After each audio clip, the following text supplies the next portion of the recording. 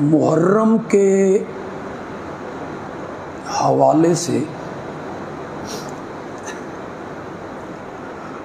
بہت سی غلط فہمیاں لوگوں میں پائی جاتی،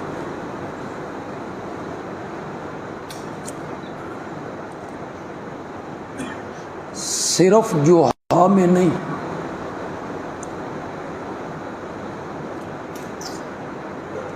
پڑھے لکھے تعلیم یافتہ لوگوں میں بھی وہ غلط فہمیاں پائی جاتی۔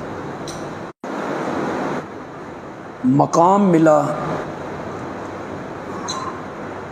یہ نواسہ رسول حضرت سیدنا حسین ابن علی رضی اللہ تعالی عنہما کی شہادت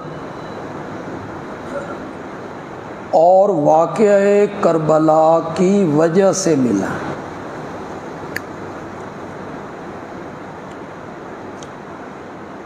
10 محرم کی جو اہمیت ہے وہ بھی اسی وجہ سے ہے، اور محرم کی جو عظمت ہے تو وہ بھی اسی وجہ سے ہے۔ یہ عام طور پہ لوگوں کے ذہنوں میں غلط فہمی۔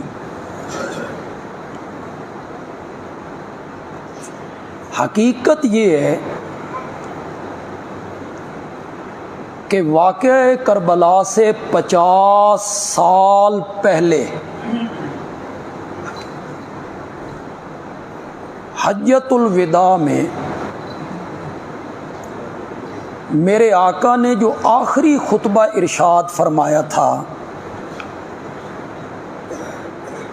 وہ بڑا تاریخی خطبہ ہے۔ اس میں آپ نے فرمایا میں تم میں 2 چیزیں چھوڑ کے جا رہا ہوں، اگر ان کو مضبوطی سے پکڑے رکھو گے تو دنیا کی کوئی طاقت تمہیں گمراہ نہیں کر سکتی۔ پھر آپ نے ان 2 چیزوں کو گنا، کتاب اللہ و سنتی، ایک اللہ کی کتاب قرآن کو چھوڑ کے جا رہا ہوں، اور ایک اپنا اسوہ، اپنی زندگی کا نمونہ، اپنی سنت چھوڑ کے جا رہا ہوں۔ ان 2 چیزوں پہ عمل کرو گے، ان کو پکڑے رکھو گے تو کبھی گمراہ نہیں ہوو گے۔ اسی موقع پہ جبریل یہ آیت لے کے نازل ہوا، الیوم اکملت لکم، دین تو کامل ہو چکا تھا واقعہ کربلا سے 50 سال۔ جس چیز کو عزت ملنی تھی وہ عزت مل چکی تھی، جس کو حرمت ملنی تھی اسے حرمت مل چکی تھی۔ 50 سال پہلے دین کیا ہو گیا تھا؟ کامل ہو گیا تھا، مکمل ہو گیا تھا۔ محرم کا جو مہینہ ہے یہ تو میرے آقا کی بعثت سے پہلے بھی محترم تھا۔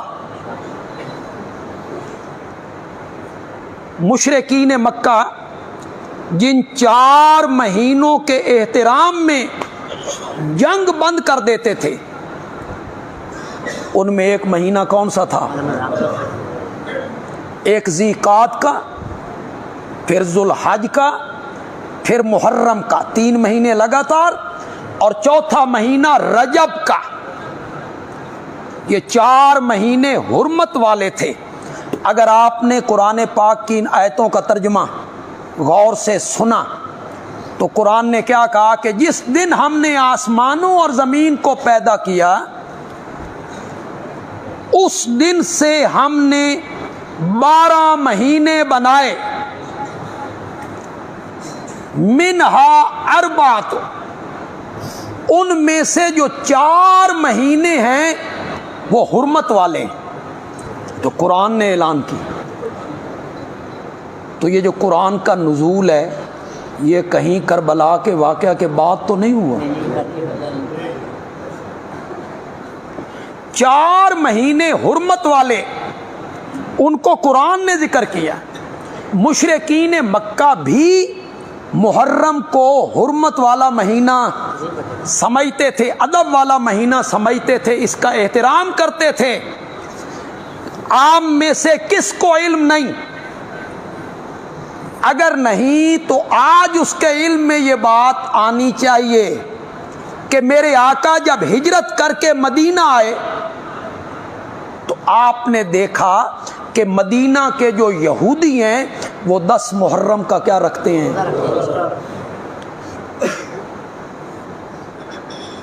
ہجرت کر کے یہاں آئے، دیکھا وہ 10 مہینے محرم کا روزہ رکھ رہے ہیں. پوچھا کیوں روزہ رکھتے ہو؟ کہ اس دن اللہ نے حضرت سیدنا موسیٰ علیہ السلام کو فرعون کے مظالم سے نجات عطا فرمائی. اس خوشی میں بطور شکرانہ ہم 10 محرم کا روزہ رکھ رہے ہیں. میرے آقا نے فرمایا جتنا یہودیوں کا تعلق حضرت موسیٰ سے ہے اس سے کہیں بڑھ کر ہمارا تعلق حضرت موسیٰ سے ہے. ہم بھی 10 محرم کا روزہ رکھیں. رمضان کے روزوں سے پہلے 10 محرم کا روزہ کیا تھا؟ فرض تھا.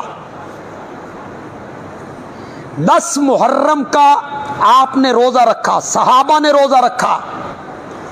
کربلا کا واقعہ تو اس سے 60 سال بعد، اس ہجرت فرمانے سے 60 سال بعد کربلا کا واقعہ ہو رہا ہے.